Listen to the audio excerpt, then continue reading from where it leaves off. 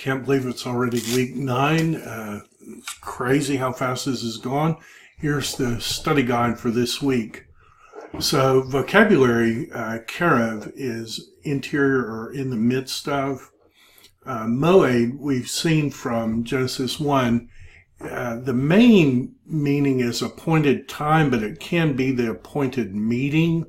I do appointed time as my primary. Zerah is seed. We've seen that already in Genesis. Lakain, surely therefore, Ezekiel 36. Mincha is gift or offering. Nachla is possession. This word occurs a lot of places. Bod is pole. I don't really have a mnemonic device for that. I just had to memorize it. Shalom is peace. You probably know that already. Malak is messenger or angel. You can see it's very similar to the word king. It could be one sent by a king. That may be how to remember it. Chatat is to sin or miss the mark. Regel is foot. I don't really know my mnemonic device anymore for that. Shata is drink. I just had to memorize that one as well. Malah is full. Not being very helpful with mnemonic devices. I just had to remember all these.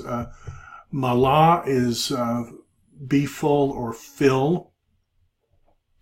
Now, Sheish, I do have a mnemonic device. So if you hold your fingers up, there are 6 fingers.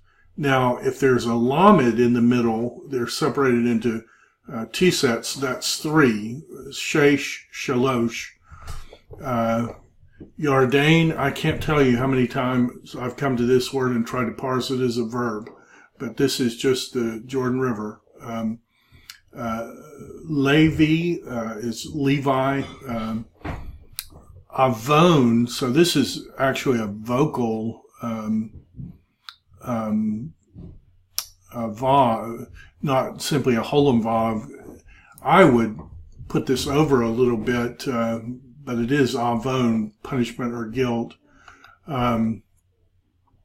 Boker, we know, Vayhi Erev, Vayhi Boker Yom Echad. Shalomo, Solomon, and you can see his name is related to the word peace. Shakev is to lie down or sleep with. Hazak is to take stronghold of.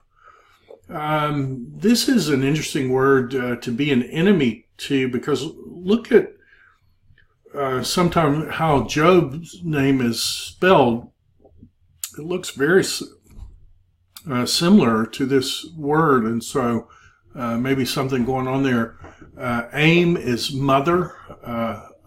Asaph is remove or gather, and Avraham, Abraham. So 25 good words. We're on 201 to 225. We're doing 250 for the total this semester, so we're well on our way. Make sure you review the vocab 1 to 200 for the final. For our forms, we're going to memorize the call participle. So kotel is the masculine participle. Kotelet is the feminine. And there's an alternate feminine form, kotla. So kotel, kotla is kind of what you would expect, but this segol is, double segol is what you find most times, at least in my experience. You want to learn, add to your chart. You already know these 2 forms, but add to your chart hu, he, ata. And if you notice, these charts are mimicking these endings. So ata, at, ani, anoki, at least here yod there, haim, hain, atem. See, that's exactly the same. Aten, exactly the same. Anachnu, that picks up this ending. So pick up your pronouns that will help you review the perfect and imperfect. And we want to particularly go through verse 25, Bereshit bara Elohim.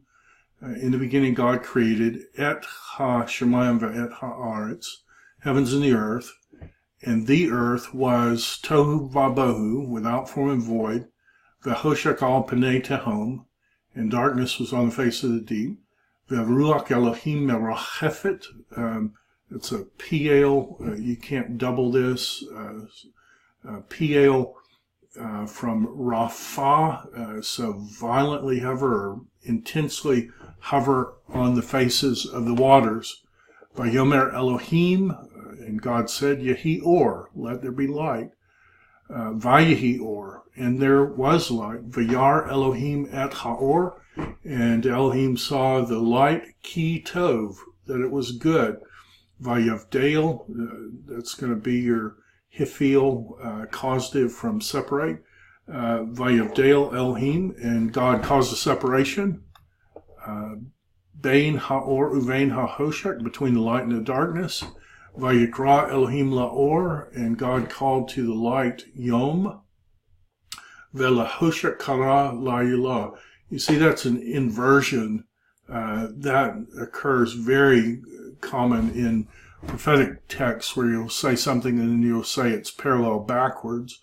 To the Hoshek he called la'ilah. Vayhi er vayhi boker yom echad. Vayomer Elohim, and God said, Yehi rakia, let there be a rakia, betok hamayim, in the midst of the waters. Vayehiv mavdil, and let it be a thing causing separation. Bein mayim lamayim, between the waters to the waters. Vaya'as Elohim, and Elohim made et harakia, anaphoric definite article, the rakia, Vayavdale, and I'm going to do it, and it divided Bein Hamayim, between the waters, Esher Metahat La Rakia, which were from the above to the Rakia, Uvein Hamayim, and between the waters, Esher Ma'al, which were from underneath La Rakia to the Rakia, Vayikain, and it was so. Vayikra Elohim La Rakia, and God called the Rakia Shemayim, called the Rakia heavens, Vayhi ere vayhi boker yom sheni. There was evening and morning, a second day. Vayomer Elohim, Yikavu, so notice that's a doubling dogish, Yikavu, let the waters gather. It's interesting, the Septuagint says, let the water synagogue. You wonder if there's some kind of spiritual foreshadowing there in the Septuagint. Let the waters gather, metahat hashmayim, from underneath the heavens, el makom echad, to a place, to one place. Ve'tara'eh, so nifal, this would be doubled, but you can't double a resh. Let there be seen ha-yabashah, yet let Yabashah be seen, just like at the Red Sea and at the Jordan, and even Noah's Ark when the flood's over. Let Yabashah be seen, Vayikain, and it was so. Vayikra Elohim, and God called La Yabashah, to the dry land, Eretz. And then we have the inversion again. U le mikveh, and to the mikveh of the waters, Hamayim, he called Yamim. He called seas. Yam Suf is the reed sea, so this is Yamim. Seas, Vayar Elohim Kitov, and God saw that it was good. Vayomer Elohim, and God said, Tad Sheh, let sprout, And here's your verb. Here's the noun. You put the verb first. Let the earth sprout, desha. Let it sprout a sprout. And what is that sprout? That sprout is esev, herbs, mazria, herbs causing a seed. Second thing that the desha is a eitz peri, tree of fruit. Osa, that's our masculine participle, making fruit. And you've got ultimately the perfect tree of Jesus making the perfect fruit for all of us. Making fruit, lemino, according to his kind. Esher mazro, bow. Whenever you have esher followed by a preposition, you got to take the preposition and translate it right here, in which its seed is. So literally it says which its seed is in it, but in English we would put the preposition here. So whenever you have esher and preposition, you have to move the preposition up in English. In which its seed is, al haaretz, on the earth, vayhiken, and it was so. And then we have a second Joseph. And let the earth, no, this is a result, I think here. And the earth brought forth desha, sprouts, esev mazria, herbs making seed, according to his kind, and tree making fruit, which his seed is in it, in which its seed is, according to its kind. Vayar Elohim kitov, and God saw that it was good. And there was evening and there was morning, a third day. Vayomer Elohim, and Elohim said, Yahi me'orot, let there be lights, feminine plural lights, birakia hashemayim, in the rakia of the heavens. That's why this word doesn't have the thee there, because it's in construct. In the rakia of the heavens, to cause a division between the day and between the night. And let them be for lights, plural, for appointed seasons, that's our word, vocabulary word, for days and for years. And let them be for lights in the rakia of the heavens, to give light upon the earth. And it was so. And Elohim made the two great me'orot, the two great lights. The great light as a dominating thing. This is a feminine segolet, I think, for a dominating thing over the day, and the small light for a dominating thing over the night. And God also made all the stars. So I just thrown in. Vayetain otom, Elohim, and God gave them in the rakia in order to give light on the earth, and in order to rule over the day and over the night, and to separate. So three things: to rule, to separate, and to give light between the light and between the darkness. And God saw that it was good. And there was evening and there was morning, a fourth day. And Elohim said, let the waters teem with a teeming thing. Let the waters teem with a teeming thing. What is that teeming thing? It's a nefesh hayah, one living soul. Let the whole thing be this kind of macrocosmic living entity. And let the birds flitter on the earth, on the faces of the rakia of the heavens. And God created, now the reason I highlighted this in red, because God creates everything in 1:1. He creates the great Tananim here, and he creates man, but those are the only three things that it says that Elohim created. And what's weird, just really weird about this word, well, don't take my word for it. We'll come and look at it.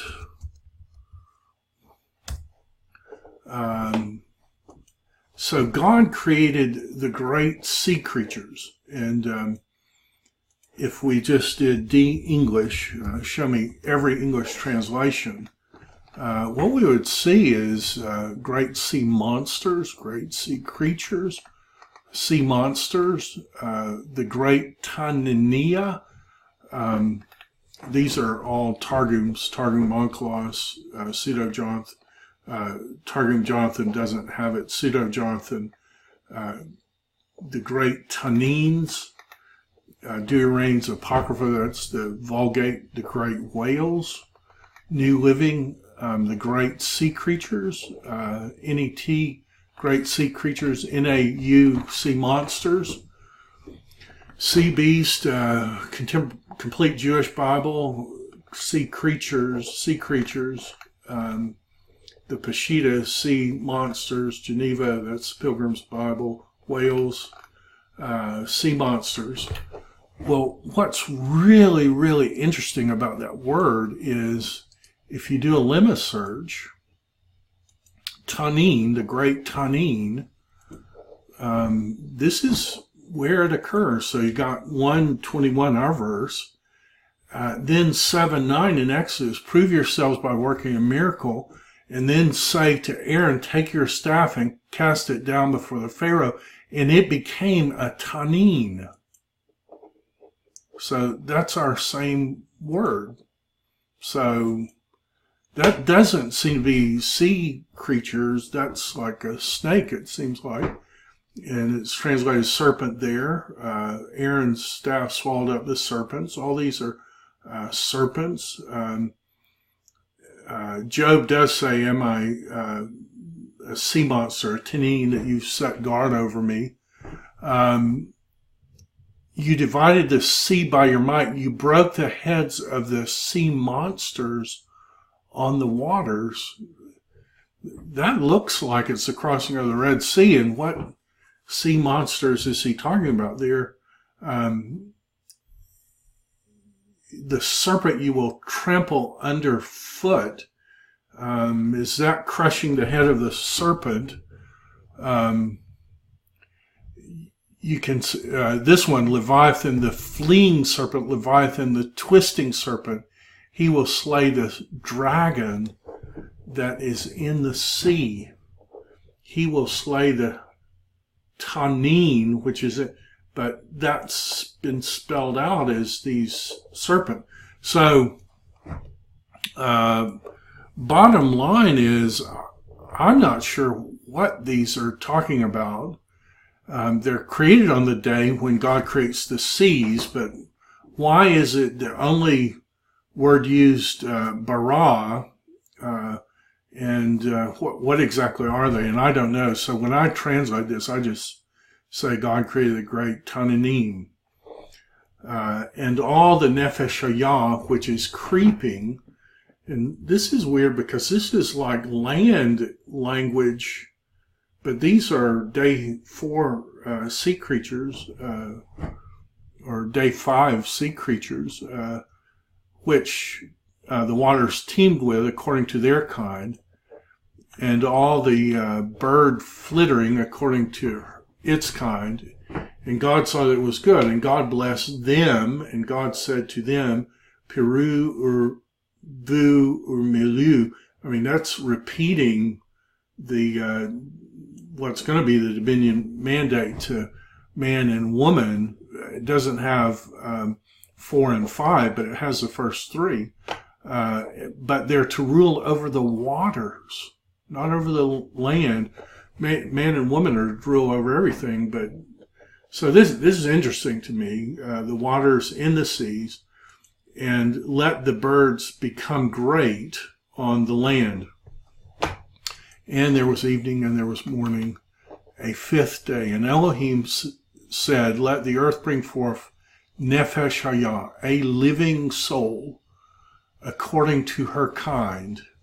And what is that living soul? We've seen this construction. It's a behemoth, an animal, a creeper, a living thing on the earth. This is an archaic construct. Few texts have this leftover form. You don't see it often, but it's here.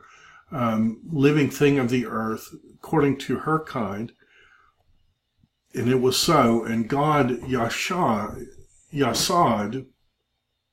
God made the living thing of the earth according to her kind, and the behemoth according to her kind, and the creeping thing of the land according to its kind.